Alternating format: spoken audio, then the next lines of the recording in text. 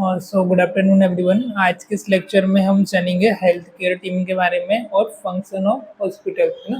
Function of hospital and health care team, इसमें कौन कौन से आपके मेंबर्स आते हैं उसके बारे में देखेंगे और हॉस्पिटल्स का आपका क्या फंक्शन होता है उसके बारे में हम देखेंगे। तो पहले हम समझते हैं यहाँ पर function of the hospitals, right. फिर हम देखेंगे हेल्थ केयर टीम में कौन कौन से मेंबर इंक्लूड होते हैं। तो फर्स्ट आपका हॉस्पिटल का फंक्शन है care of the sick and injured, ना।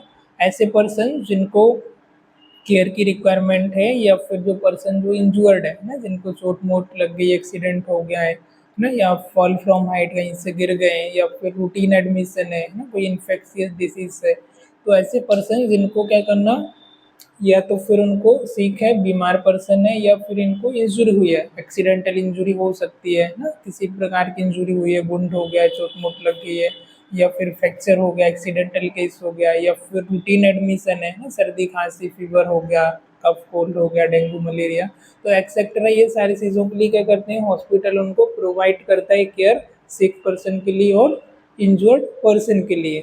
पहला पॉइंट क्लियर हुआ। सेकेंड पॉइंट है प्रिवेंशन ऑफ द डिसीज, ना। तो जो डिसीज होती है, अर्ली डिसीज को क्या करना, पहले से उसको स्क्रीनिंग प्रोग्राम हो गया, detection of the risk disease है, उसका रिस्क फैक्टर क्या है, उसके कॉजेज क्या है, अर्ली स्क्रीनिंग प्रोग्राम दे करके।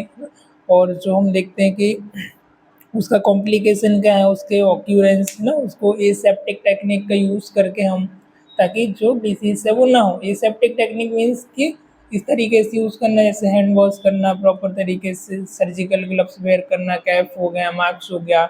आप हॉस्पिटल में जाते हैं तो देखते हैं कि वहाँ पर ऑपरेशन थिएटर में या आईसीयू रूम में हम जाते हैं तो हमको गाउन पहनना पड़ता है, कैप पहनना पड़ता है, सॉक्स पहनते हैं ना। पूरा हमको पर्सनल प्रोटेक्टिव इक्विपमेंट है, जो गाउन है, स्टाइल प्रोसीजर हम उसमें मेंटेन करते हैं, जिसकी वजह से क्या होता है, हम प्रिवेंट करते हैं डिसीज होने के लिए ना। तो एसेप्टिक टेक्निक मेंटेन करना और ऑक्यूरेंस ऑफ सर्टेन कॉम्प्लिकेशन, जिसकी वजह से क्या है, एक्स्ट्रा कॉम्प्लिकेशन होने की वजह से कुछ कॉम्प्लिकेशन को भी हम प्रिवेंट कर सकते हैं, कुछ हम अवेयरनेस प्रोवाइड करते हैं, जिसकी वजह से भी हमारी जो डिसीज है वो हम इससे प्रिवेंट कर सकते हैं। स्क्रीनिंग प्रोग्राम हो गया, जनरल अवेयरनेस हो गया, स्पेशली ऐसी डिसीज में अवेयरनेस फैलाना जो कि कम्युनिकेबल डिसीज है, जो कि टच करने से, खांसने से, छींकने से ना, हैंड शेक करने से लोगों में फैल जाती है ना। पर्सनल यूज़ करने से, कॉम्ब हो गया, हमारा जो हेड का कॉम्ब हो गया, टॉवेल वगैरह हो गया, तो ये यूज़ करने से। तो ऐसी डिसीज़ के बारे में क्या करना, अवेयरनेस फैलाना, स्क्रीनिंग प्रोग्राम्स वगैरह करना, बैनर फ्लैक्स वगैरह पे, जिसकी वजह से क्या होता है, हम डिसीज़ को प्रिवेंट कर सकते हैं। उसके पहले हमने देखा care of sick and injured ना, जो सिक पर्सन है, इमरजेंसी नीड है, या फिर रूटीन एडमिशन है ना, आपको नॉर्मल एडमिशन है, या फिर कई ऐसे हार्ट अटैक के क्लाइंट होते हैं, जनरल वीकनेस है या जनरल डिसीज है, तो इमरजेंसी बेसिस पर और ओपीडी बेसिस पर दोनों तरीके से सिक और इंजर्ड पर्सन होते हैं, उनको क्या करते हैं, कंपेरिहेंसिव हम उनको ट्रीटमेंट प्रोवाइड करते हैं हॉस्पिटल्स में। फिर थर्ड इसका जो फंक्शन है वो है promotion of the health. Prevention of disease मतलब डिसीज होने से उसको बचाना, उससे रोकथाम करना। प्रमोशन ऑफ हेल्थ, हेल्थ को प्रमोट करना। हेल्थ को कैसे प्रमोट करते हैं, ये client maintaining his health can accomplish higher level of health in hospital setting. Various aspect of the health promotion are taken, for example health education, supplementation, regular checkup। कैसे promote करते हैं हम, health education देते हैं, कोई भी patient रहता है या जनरल हम अवेयरनेस करते हैं, इसमें स्क्रीनिंग प्रोग्राम हो गया, हेल्थ के बारे में उसको एजुकेट करते हैं कि क्या चीज़ें आपको खाना है, क्या चीज़ें आपको नहीं खाना है, कौन सी डाइट आपके लिए हेल्दी है ना, कौन सी चीज़ें आपके लिए अनहेल्दी है, या फिर जो डिसीज़ है पार्टिकुलर उसका साइन सिम्टम क्या है, उसके कॉजेज़ क्या है, कैसे हम उसे कम कर सकते हैं। तो कम्प्लीटली क्या करते हैं, हम पेशेंट हैं और उसके जो रिलेटिव है, फैमिली मेम्बर है, सोसाइटी है, उनको क्या करते हैं, हेल्थ एजुकेशन देते हैं। फिर सप्लीमेंटेशन, सप्लीमेंटेशन में कौन कौन से सप्लीमेंट आपको लेना चाहिए, क्या चीज़ें नहीं लेना चाहिए, क्या खाना चाहिए, क्या नहीं खाना चाहिए, ये आ जाता है आपका सप्लीमेंटेशन में। देन रेगुलर चेकअप है ना, रेगुलर हम उसको चेकअप के लिए एनकरेज करते हैं पेशेंट को, है ना। 6 मंथ में, 3 मंथ में वो ट्राइमेस्टर में एक बार चेक कराएं अपना, वाइटल साइंस हो गया, ब्लड प्रेशर हो गया, पल्स रेट हो गया, ग्लूकोज हो गया, जिससे कि हमको नॉर्मल उसका हेल्थ में कोई अफेक्ट तो नहीं हो रहा, वो हम यहाँ से चेक करेंगे तो हम अर्ली उसे डिटेक्ट कर सकते हैं। तो इसके अकॉर्डिंग क्या करते हैं, हम हेल्थ को प्रमोट भी करते हैं हॉस्पिटल का थर्ड जो फंक्शन होता है वो है हेल्थ को प्रमोट करना, हेल्थ को बढ़ावा देना, हेल्थ को। देन फोर्थ जो फंक्शन है वो डायग्नोसिस एंड ट्रीटमेंट ना। अब हमने देखा कि हेल्थ हमने प्रमोशन भी कर लिया, हेल्थ हमने प्रिवेंट भी कर लिया। अब यदि फिर भी हमको कोई डिसीज हो गई है तो डायग्नोसिस करना उसको और उसके बेसिस पर ट्रीटमेंट देना है ना। कोई भी डिसीज हुई है, हम डॉक्टर के पास जाते हैं, पूछते हैं आपको क्या हो रहा है ना, हम बोलते हैं भाई वीकनेस हो रही है, वोमिटिंग हो रही है, लूज मोशन हो रहा है, तो इस तरीके से क्या कहते हैं फीवर आ रहा है, हेडेक हो रहा है, तो कम्प्लीटली हम साइन एंड सिम्टम के बेसिस पर और कुछ मेडिकल टेस्ट होते हैं उनके बेसिस पर हम क्या करते हैं डायग्नोस करते हैं, मीन्स उसको कौन सी डिसीज हुई है, कौन सी बीमारी हुई है, राइट। तो उसके बेसिस पर फिर पार्टिकुलर हर एक डिसीज़ का अलग अलग हमारा ट्रीटमेंट रहता है, जिसमें वो कंप्लीट उसका असेसमेंट करते हैं, हिस्ट्री कलेक्ट करते हैं और फिजिकल एग्जामिनेशन करके जो भी उसको बीमारी होती है, डिसीज़ होती है, उसको हम डायग्नोस करते हैं। डायग्नोस करने के बाद फिर हम उसको ट्रीटमेंट प्रोवाइड करते हैं according to sign and symptom, और डिसीज़ के अकॉर्डिंग हम उनको ट्रीटमेंट देते हैं, ठीक है। फिर अगला हॉस्पिटल का फंक्शन होता है scientific application of mental hygiene and mental therapy ना। Scientific application for mental hygiene and mental therapy. अब फिजिकल के साथ साथ मेंटल हेल्थ भी इम्पोर्टेंट होती है, मेंटल हाइजीन और मेंटल हेल्थ। मेंटल हाइजीन में वो आते हैं जैसे हम नॉर्मल हाइजीन को मेंटेन करते हैं ताकि पेशेंट को इन्फेक्शन ना हो, बैक्टीरियल वायरस ना हो, क्रॉस इन्फेक्शन ना हो। जैसे मैंने बताया हम स्टेराइल चीज़ें यूज करते हैं ना, हमने देखा है हॉस्पिटल में जाते हैं वहाँ के क्लॉथ अगल रहते हैं, उनको हम 100 डिग्री टेम्परेचर के ऊपर उसको ऑटोक्लेव करते हैं, जो भी इंस्ट्रूमेंट यूज होते हैं ओटी में उनको हम स्टेराइल करते हैं ना, ताकि बैक्टीरिया वायरस फंगस है वो किल हो जाए और फ्री फ्रॉम बैक्टीरिया वायरस रहे, जिसको बोलते हैं हम एसेप्टिक टेक्निक्स। या ग्लव्स भी हम यूज करते हैं तो पैकेट वाला रहता है, पूरा स्टेराइल होते हैं। तो कम्प्लीटली हम देखते हैं कि डॉक्टर का एक अलग ड्रेस होता है आईसीयू में और ऑपरेशन थिएटर में। ऐसे ही क्या होता है मेंटल हाइजीन को मेंटेन करने के लिए भी कुछ हमारी काउंसलिंग हो गई, कुछ हमारी थेरेपीज हो गई है ना, कुछ मेडिटेशन हो गया, कुछ नॉलेज हो गया। तो ये सारी चीज़ें हम क्या करते हैं उसमें मेंटल हमारे हाइजीन को मेंटेन करने के लिए साइंटिफिक जो एप्लीकेशन है उनका भी यूज़ करते हैं। जैसे कि mental health is important aspect of healthy person, client suffering from stress, mental health problem are getting treated in hospital, counseling is also done in hospital setting। Patient को stress है, anxiety है, depression है ना etcetera, उसको तो हम क्या करते हैं उसको ट्रीट करते हैं, उसको काउंसलिंग करते हैं, थेरेपीज देते हैं, और समटाइम मेडिसिन की रिक्वायरमेंट रहती है, जो साइकेट्रिस्ट रहते हैं वो मेडिसिन भी प्रोवाइड करते हैं। तो ये भी आपके हॉस्पिटल का काम होता है ना। स्पेशली हॉस्पिटल भी होते हैं, मेंटल हॉस्पिटल भी होते हैं, और तो वहाँ पर भी हमको ये सारी चीज़ें फैसिलिटीज़ प्रोवाइड करते हैं। फिर नेक्स्ट फंक्शन होता है आपके हॉस्पिटल का रिहेबिलिटेशन ना। तो प्रोसेस ऑफ इंडिविजुअल, इसमें वापस से हम पेशेंट को क्या करते हैं रीएजुकेट करते हैं। पार्टिकुलरली ऐसे पेशेंट है जो कि इल है या फिर इंजर्ड है या फिजिकली उसको कोई डिफॉर्मिटी हुई है ना, या फिर एम्पुटेशन हुआ है, या फिर लॉन्ग बोन का उसका फ्रैक्चर हो गया जिसकी वजह से वो मूवलाइज नहीं कर पा रहा है ना। हम देखते हैं डॉक्टर के पास जाते हैं, फ्रैक्चर होता है तो 2 to 3 मंथ तक क्या करते हैं हमको बेल्ट लगा देते हैं, पट्टा लगा देते हैं ना, प्लास्टर और पीओपी का। तो जिसकी वजह से हमारा हाथ या पैर जिस जगह भी फ्रैक्चर हुआ है या कोई और है डिफॉर्मिटी है, तो हमारा मूवमेंट जो है रेस्ट्रिक्ट हो जाता है। वापस उसको रिहेबिलिटेट करने के लिए फिर हम एक्सरसाइज वगैरह करते, तो एक्सरसाइज वगैरह हो गया, फिजियोथेरेपी हो गया, तो ये सारी चीज़ें किसके अंदर आ जाती है हमारे रिहेबिलिटेशन के अंदर। रिहेबिलिटेशन मतलब पहले की जो स्थिति थी उस तक उसको उस हद तक वापस लेकर के आना, वापस से ठीक करना। देन अगला फंक्शन है medical education, rehabilitation, medical education.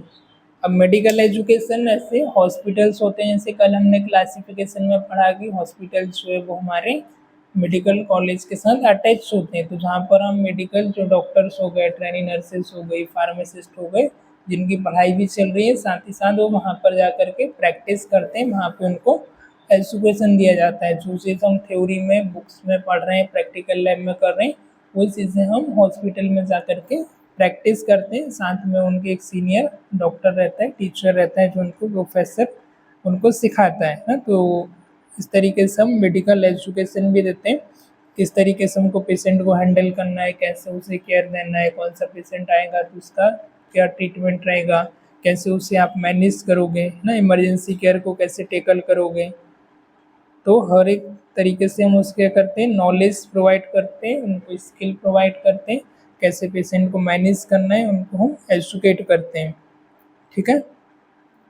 Then अगला है रिसर्च इंसिडेंस। अब जैसे कोई डिसीज़ हुई है तो वो डिसीज़ का इंसिडेंस क्या है, प्रिवलेंस क्या है। इंसिडेंस मतलब कितने लोगों में से कितने लोगों को हो रही है, 10 में से 5 को है, 10 में से 7 को है, या पार्टिकुलर वहाँ का टोटल पॉपुलेशन कितना है ना। जैसे यहाँ का पॉपुलेशन 30,000 है और 30,000 में से कितने लोगों को वो डिसीज़ कॉज हुई है, तो वो होता है उसका प्रिवलेंस।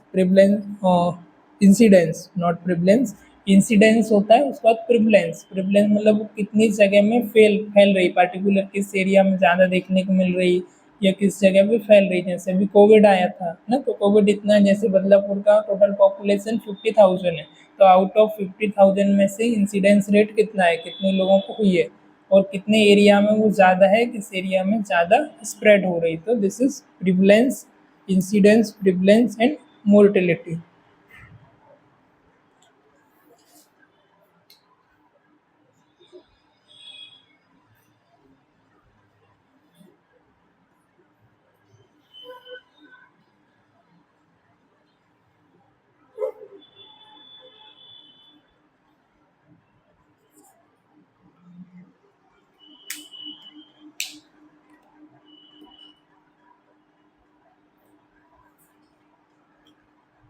ठीक है। सो उसका इंसिडेंस कितना है, और इंसिडेंस के बाद हम देखते हैं इंसिडेंस रेट हो गया, मतलब आउट ऑफ, मैंने जैसे अभी बताया आपके 50,000 है तो उसमें से कितने लोगों को हो रही है। प्रिवलेंस मतलब किस जगह पर पार्टिकुलरली वो फैल रही है या किस लोगों में ज़्यादा स्प्रेड हो रही है। जैसे हम देखते तभी कोविड आया, तो कोविड में क्या हो रहा है, जैसे ओल्ड एज पर्सन है ना उस जगह पर, या फिर ऐसी जगह पर ज़्यादा उसका प्रिवलेंस हमको देखने को मिल रहा है जहाँ पर भीड़ भाड़ वाला एरिया ज़्यादा है, जैसे एयरपोर्ट हो गया, रेलवे स्टेशन हो गया, मार्केट हो गया, तो वहाँ पर हमको केसेस ज़्यादा देखने को मिल रहे थे। फिर आता है आपका मोर्टिलिटी। मोर्टिलिटी मतलब कितने लोगों की उसमें से डेथ हो गई है। ठीक है। तो क्या क्या देखा हमने, इंसिडेंस में मतलब कितने लोगों को हो रही है वो डिसीज, प्रिवलेंस मतलब कहाँ पर पार्टिकुलर किस जगह पर या किस रीजन की वजह से ज़्यादा स्प्रेड हो रही है, फैल रही है। मोर्टिलिटी मतलब आउट ऑफ 50 के में से 5,000 लोगों को हुई है, 5,000 में से कितने की डेथ हो गई है ना, जिसमें से 1,000, 1,000 या 500 जो भी डेथ हो गई वो आ जाता है उसका मोर्टिलिटी रेट। ठीक है, आए ना समझ। तो ये सारी चीज़ों की क्या करते हैं, हम रिसर्च करते हैं हॉस्पिटल के अंदर, कंडक्ट रिसर्च करते हैं उसका, कैसे हम रिसर्च मतलब कि वो डिसीज़ हुई है तो वापस से उसका कुछ प्रिवेंट कैसे कर सकते हैं ना, उनको कैसे हम क्यूर कर सकते हैं। तो जैसे अभी कोविड आया था तो उसके लिए हम रिसर्च करते हैं ना, वैक्सीन्स वगैरह नहीं था तो वैक्सीन जो सेंटर्स होते हैं, ICMR हो गया ना, तो वहाँ पर हम क्या करते हैं, टेक्नोलॉजी सेंटर्स होते हैं वहाँ पर रिसर्च करते हैं ताकि उसके लिए हम वैक्सीन बना पाएँ, राइट। इस तरीके से कोई भी नई डिसीज़ आ रही है तो उससे रिलेटेड ट्रीटमेंट क्या होगा, उसका इफेक्टिवनेस कैसा है, कितने लोगों में ज़्यादा स्प्रेड हो रही, कौन से एज ग्रुप में ज़्यादा हो रही, तो कम्प्लीटली हम क्या करते हैं उसको एक रिसर्च करते हैं डिसीज़ के ऊपर। तो हॉस्पिटल्स में अनदर इसका फंक्शन है रिसर्च सेंटर। ऐसे रिसर्च भी जो मेडिकल स्टूडेंट होते हैं उनके लिए आपका रिसर्च सेंटर भी होता है। ठीक है। तो इसका क्या फंक्शन है, फर्स्ट है care of the sick and injured. Injured person होते हैं, केयर, उनको केयर देना, उनको जो सिक पर्सन है, जो बीमार है और जो इंजर्ड है, एक्सीडेंटल केसेस है उनको, या फिर इमरजेंसी जिससे को रिक्वायरमेंट है, हार्ट अटैक वगैरह के पेशेंट है ना, या फिर एक्सीडेंटल केस हो गया है तो वो भी इमरजेंसी केस मतलब इसको इमीडिएटली ट्रीटमेंट की आवश्यकता होती है ना, उसमें हम देर नहीं कर सकते। एग्जाम्पल हार्ट अटैक है ना, इसको ज़्यादा अच्छे से समझोगे तो हार्ट अटैक के केस में हम ज़्यादा डिले नहीं कर सकते हैं ना, इमीडिएट हमको केयर की ट्रीटमेंट की रिक्वायरमेंट होती है। हार्ट अटैक हो गया, फिर कुछ हमारी जनरल डिसीज़ होती है, जैसे रूटीन एडमिशन के लिए हम जाते हैं ना, जैसे कोई प्री प्लान करके कोई सर्जरी कराना है, या फिर नॉर्मल कोई हमको फीवर हुआ है, सर्दी खांसी हुई है, डायबिटीज़ है, तो हम उसके लिए 1-2 दिन डिले कर सकते हैं। जब हमारे पास टाइम है तब हम जा सकते हैं, पर कार्डियक अरेस्ट आया, हार्ट अटैक आया तो उसमें हम इतना टाइम नहीं लेते। तो इसके अकॉर्डिंग हॉस्पिटल में एक इमरजेंसी केयर होती है और एक रूटीन, तो 2 तरीके से एडमिशन होता है। तो जो सिक और इंजर्ड पर्सन है क्लाइंट है उनको ट्रीट करना, इमरजेंसी और जनरल डिसीज़ का भी ट्रीटमेंट करना। उसका प्रिवेंशन ऑफ डिसीज़ होने से उसको बचाना, अर्ली स्क्रीनिंग वगैरह करना और जो भी उसका रिस्क है उसको डिटेक्ट करना, उसको पता करना है ना, हेल्थ चेकअप वगैरह हो गया। मेंटेनिंग एसेप्टिक टेक्निक मेंटेन करना जिसकी वजह से ज़्यादा डिसीज़ का कॉम्प्लिकेशन ना हो। एसेप्टिक टेक्निक जैसे मैंने अभी आपको बताया, ग्लव्स गाउन्स वगैरह ये सारा स्टेराइल यूज़ करना।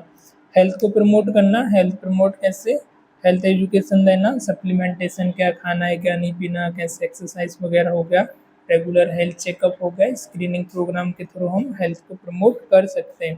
देन डायग्नोज करना, जो भी डिसीज़ हुई है उसको डायग्नोज करना, उसके बाद उसका ट्रीटमेंट देना।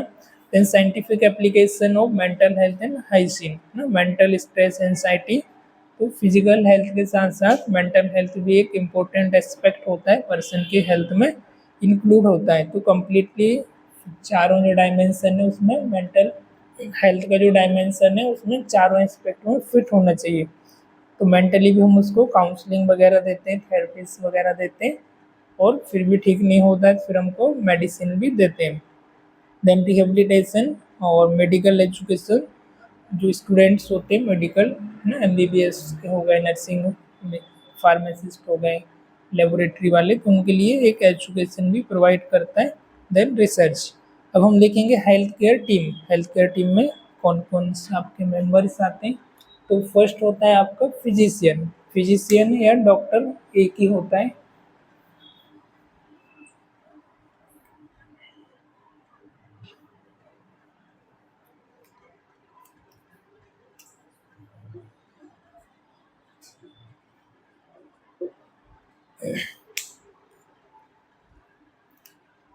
ठीक है, तो फर्स्ट मेंबर जो होते हैं आपके फिजिशियन या डॉक्टर।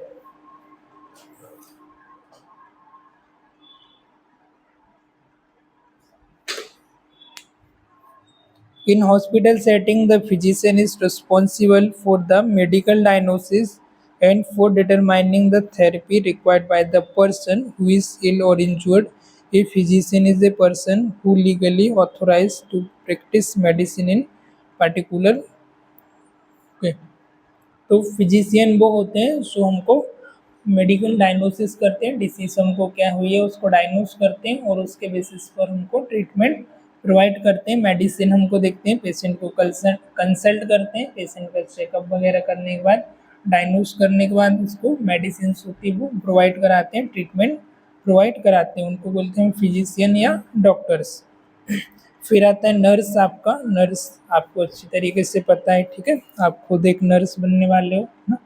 तो नर्स होती हैं, इसके बाद डॉक्टर टीम के बाद नर्सिंग एक से बैकबोन होती है हॉस्पिटल की, है ना। तो डॉक्टर क्या करते हैं, मेडिसिन प्रिस्क्राइब वगैरह करते हैं, पेशेंट को कंसल्ट करते हैं, बाकी का जो पूरा पेशेंट को हैंडल करने का काम होता है, मेडिसिन देने का और जो भी पेशेंट को केयर है वो सब देने का काम किसका होता है, नर्स का। तो डॉक्टर से ज़्यादा कांटेक्ट में कौन रहती है पेशेंट की, nurse. A number of nursing person may be involved in the health team, may have their own nursing team. A nursing team is composed of the personnel who provide nursing service to a patient or his family. The team leader head is responsible for the delegating of duties to member of her team and care given to the patient, है ना। तो nursing जो होती है वो आपका patient है, patient के साथ साथ पेशेंट की जो फैमिली मेम्बर है उनको भी हेल्थ केयर सर्विस प्रोवाइड करती है। एक हेड ऑफ नर्स होता है या नर्सिंग का हेड इंचार्ज होता है जो उनको ड्यूटीज़ वगैरह है, उनका क्या क्या काम है उनको गाइड करता है कैसे करना है, और पर्टिकुलर एक एक नर्स को अपना भी जो काम है उसको वो काम सौंपता है, उसके अकॉर्डिंग उनको वर्क करना होता है ना, या फिर पेशेंट दे देते हैं कितने पेशेंट आपको हैंडल करना है। तो ये नर्स का रोल होता है। फिर आते हैं आपके डाइटिशियन और न्यूट्रिशनिस्ट। न्यूट्रिशनिस्ट और डाइटिशियन वो होते हैं जो पेशेंट को आकर के देखते हैं, पेशेंट को एग्जामिन करते हैं, पेशेंट की जनरल कंडीशन क्या है, क्या डिसीज़ है और कौन से न्यूट्रिएंट की उसको रिक्वायरमेंट है, उसके अकॉर्डिंग उसका डाइट प्लान बनाते हैं। उसके अकॉर्डिंग पेशेंट को हमको डाइट देना होता है। जैसे कोई डायबिटीज़ का पेशेंट है तो डायबिटीज़ के पेशेंट को हम कैसे शुगर फ्री डाइट देंगे ना, ऐसी डाइट जिसमें कार्बोहाइड्रेट और शुगर कम हो। कोई ऐसा पेशेंट है जिसको जीआई ट्रैक का कोई प्रॉब्लम हुई है ना, तो उसको हम कैसी डाइट देंगे, ज़्यादा स्पाइसी डाइट ना हो, सॉफ्ट डाइट हो, फाइबर डाइट ज़्यादा हो, जिससे कि उसे एसिडिटी ना हो, या कॉन्स्टिपेशन हो रहा है कॉन्स्टिपेशन ना हो, लूज मोशन ना हो। इस तरीके से डाइटिशियन आते हैं, वो डाइट प्लान बनाते हैं, उसके अकॉर्डिंग हमें फॉलो करना होता है, नाश्ते में क्या देना है, खाने में क्या देना है, कैसी हमको डाइट देना है। डाइट में भी सॉलिड डाइट होती है, सॉलिड मीन्स नॉर्मल डाइट जो हम खाते हैं, चपाती भाजी दाल चावल। फिर सॉफ्ट डाइट आती है, सॉफ्ट डाइट है semi solid diet.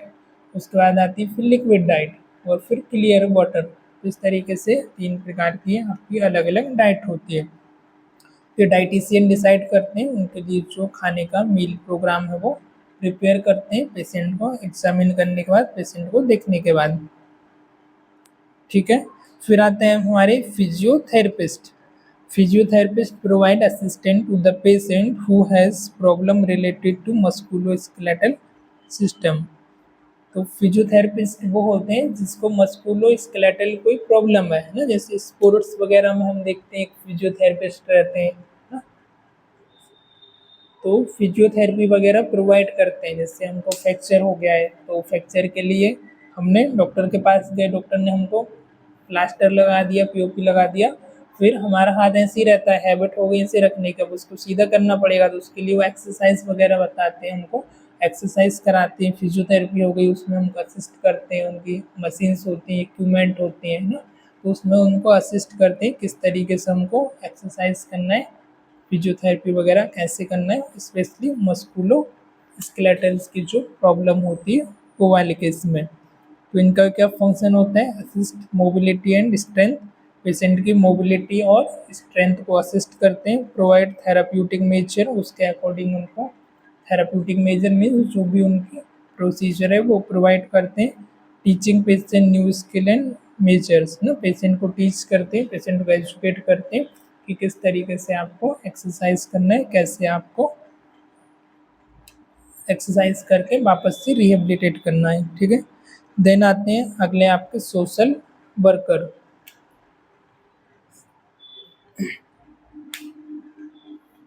Social worker जैसे एनजीओ वगैरह हो गया, या फिर हम बाहर कैंप वगैरह लगाते हैं, उसमें ये लोग वर्क करते हैं और पेशेंट की जो प्रॉब्लम्स है उनको उनकी काउंसलिंग वगैरह करते हैं, उससे रिलेटेड। जैसे किसी को फाइनेंशियल प्रॉब्लम है ना, एकोमोडेशन की प्रॉब्लम है, रेस्ट एंड होम वगैरह हो गया, इससे रिलेटेड मैरिटल प्रॉब्लम्स है, एडॉप्शन ऑफ चिल्ड्रन है ना, इससे रिलेटेड जो भी प्रॉब्लम्स होती है उनको उसके अकॉर्डिंग काउंसलिंग करते हैं, उसके अकॉर्डिंग गाइड करते हैं। ठीक है। सोशल वर्कर पेशेंट के फैमिली मेम्बर हैं या सोसाइटी में जो भी मेंबर है उनको प्रॉब्लम है, जैसे फाइनेंस प्रॉब्लम हो गया, रेस्ट एंड होम एकोमोडेशन हो गया ना, रहने खाने का उनका प्रॉब्लम है, काउंसलिंग, जैसे कोई दूर से आया है हॉस्पिटल में ना, अदर स्टेट से 100-500 किलोमीटर से, तो फिर उसका रहने का, एकोमोडेशन का, फाइनेंस का, कुछ इंश्योरेंस वगैरह है, या गवर्नमेंट कोई स्कीम प्रोवाइड कर रही है तो उसके अंतर्गत उनको करवाना। उसके बाद मैरिटल प्रॉब्लम है, शादी से रिलेटेड प्रॉब्लम है, डाइवोर्स वगैरह हो गया एक्सेट्रा ना। उसके बाद एडॉप्शन ऑफ चिल्ड्रन ना, बेबी को एडॉप्ट करते हैं, इनका मतलब बायोलॉजिकल कंसीव नहीं होती प्रेगनेंसी, तो उससे रिलेटेड जो भी प्रॉब्लम्स होती है सोसाइटी की उनको सॉल्व करना। देन नेक्स्ट होते हैं हमारे occupational therapist. Occupational therapist. The occupational therapist assists patients with some impairment of function to gain skill as they are related to activity of daily living (ADL) and help with skill that therapeutic. It provides some satisfaction. Example: teaching a man who has served arthritis his arm and hand how to adjust kitchen utensils so that it can continue to cook.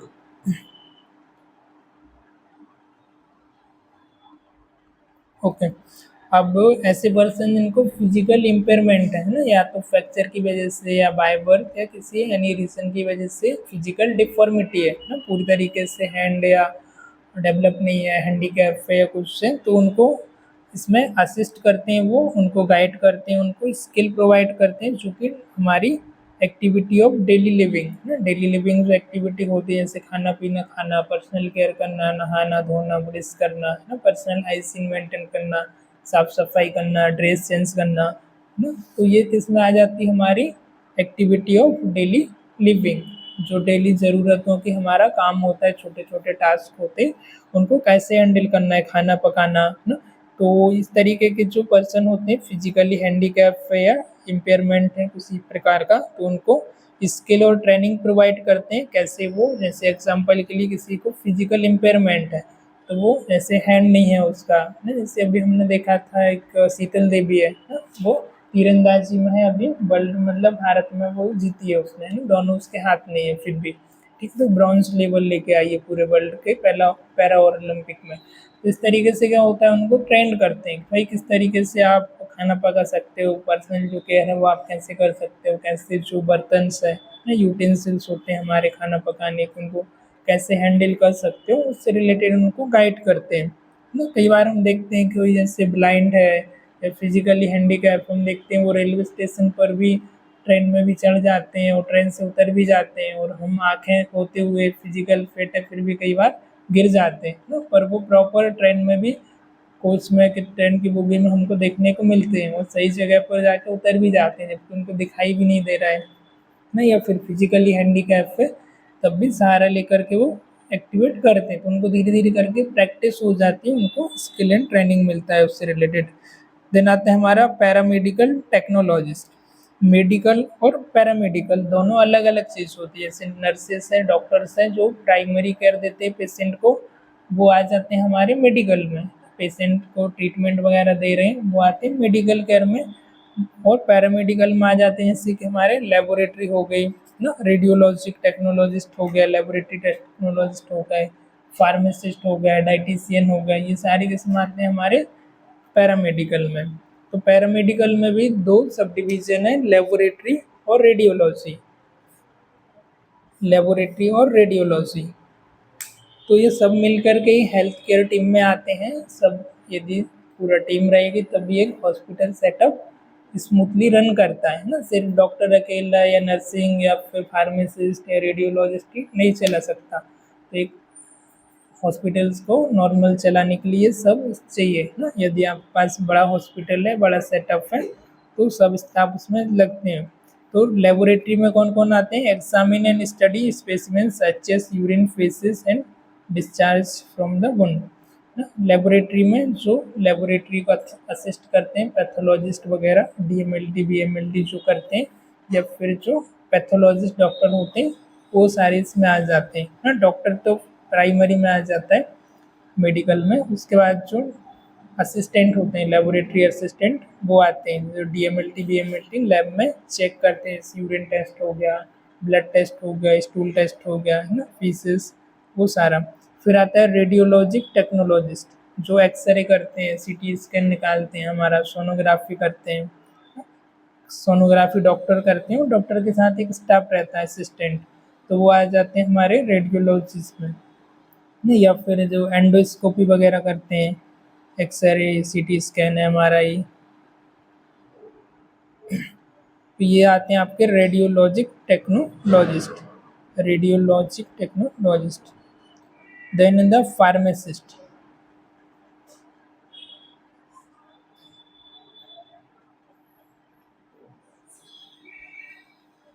Pharmacist जो हमारी pharmacy देखते हैं medicine वगैरह, the pharmacist prepare and dispense पैरा pharmaceutical in the hospital and community setting. The role of pharmacist in monitoring and evaluating the action and its effect medication on patient becoming increasingly prominent ना। तो pharmacist जो medicals कंपनियां वगैरह होती हैं ना, तो वहाँ से मेडिसिन जो बनती है वहाँ पर रिसर्च वगैरह करते हैं। उसके बाद जो फार्मेसी में हम देखते हैं जो वर्क करते हैं ना वो फार्मासिस्ट, और उसके बाद जैसे डॉक्टर से मिलने आते हैं एमआर लोग, मेडिसिन को पहुँचाते हैं, तो ये सारे आ जाते हैं हमारे फार्मासिस्ट। फार्मासिस्ट मतलब नॉट ओनली कि वो मेडिकल पे ही काम करेगा, उसकी और भी जगह पर जॉब रहती है, रिसर्च सेंटर्स वगैरह हो गए, या फिर जो मेडिसिन मैन्युफैक्चरिंग कंपनी रहती है जो मेडिसिन बनाती है वहाँ पर भी वो जॉब करते हैं ना, रिसर्च सेंटर में।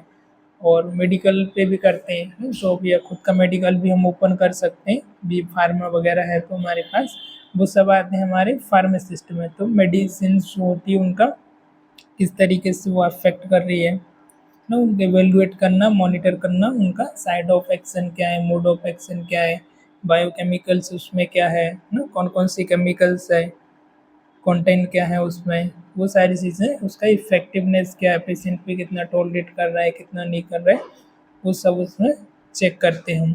फिर आता है हमारा इनहेलेशन थेरेपिस्ट। अगला है इनहेलेशन थेरेपिस्ट। इनहेलेशन थेरेपिस्ट वो होते हैं जैसे कि रेस्पिरेटरी प्रॉब्लम है किसी को, रेस्पिरेटरी उसको डिसीज है, जैसे कोविड के टाइम हम देखते थे रेस्पिरेटरी हो गया, अस्थमा हो गया, निमोनिया हो गया। तो ऐसे केसेस में क्या होता है, कितने लीटर में उनको ऑक्सीजन देना है, कौन सा वेंटिलेटर लगाना है, बाईपेप लगाना है, नया मास्क लगाना है, या वेंटिलेटर भी है तो कौन से मोड पर रखना है, कितने मिनट में कितना ऑक्सीजन जाना चाहिए, कितनी लीटर जाना चाहिए, कितना उसका अंदर लेने का ऑक्सीजन का प्रेशर होना चाहिए, कार्बन डाइऑक्साइड को रिलीज करने का कितना प्रेशर होना चाहिए, 1 मिनट में टाइडल वॉल्यूम कितना होना चाहिए। तो ये सारी चीज़ें वो उसमें स्पेशलाइज रहते हैं, जो भी मशीन्स होती हैं उनको ऑपरेट करने में, उसके अकॉर्डिंग उनको वेंटिलेटर का सेटअप वगैरह करने में, इसमें उनका स्पेशलाइज रहता है, जिनको हम बोलते हैं इनहेलेशन थेरेपिस्ट ना। और इसके बाद फिर कुछ हमारे ये भी आते हैं, दूसरा क्या था, डायलिसिस है ना, डायलिसिस वगैरह भी हम करते हैं, तो वो भी एक हॉस्पिटल पैरामेडिकल स्टाफ में ही आते हैं, डायलिसिस टेक्नीशियन भी ना। तो ये पूरा एक हेल्थ केयर टीम है, और इम्पोर्टेंट क्वेश्चन है इस पर, आपका एग्ज़ाम में भी आता है। तो हेल्थ केयर टीम में आपको पता होना चाहिए क्या क्या होता है। तो मेन इसमें ये आ जाता है, यदि ब्रॉड कैटेगरी में हम देखें तो ऑक्सिलरी पर्सन, ऑक्सिलरी मतलब जो असिस्ट करते हैं, जो हेल्प करते हैं, वो आ जाते हैं। फिर फिजिशियन या डॉक्टर्स, उसका नर्सेस, नर्सेस और फिजिशियन डॉक्टर मेन होते हैं, नर्सेस बैकबोन होती है हर हॉस्पिटल्स में। सोशल वर्कर जो सोशल वर्किंग करते हैं, काउंसलिंग वगैरह हो गया पेशेंट से रिलेटेड है ना, और हमारे जैसे रिसेप्शनिस्ट वगैरह हो गए, पीआरओ वगैरह हो गए, तो ये सारे। फिर ट्रेन दाइस ना, गवर्नमेंट हॉस्पिटल में देखते हैं, मैटरनिटी हॉस्पिटल में दाइस होती है ना, नर्सेस पहले ज़्यादा होता था इनका रोल। तो वो डिलीवरी, नॉर्मल डिलीवरी कराने में उनको गाइडेंस रहता है, उनको नॉलेज रहता है, तो वो उसके तरीके से उसमें हेल्प करती हैं। Village health guide, village health guide मतलब जो गांव में रहते हैं स्पेशली, जैसे कि आशा कार्यकर्ता वगैरह हो गई ना, तो वो उनको पता रहता है आंगनबाड़ी में पोलियो वगैरह, टीका वगैरह कब लगना है, क्या लगना है। ये सारे मेंबर्स आते हैं आपके हेल्थ केयर टीम के अंदर।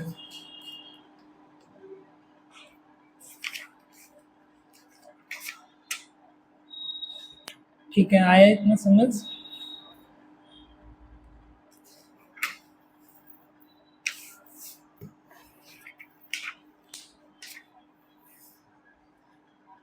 चलिए ठीक है, आज के लेक्चर में फ़िलहाल इतनी ही, जिसमें हमने फंक्शन ऑफ हॉस्पिटल देखा एंड हेल्थ केयर टीम देखा, जिसमें आपके कौन कौन से मेंबर हैं उसके बारे में हमने समझा।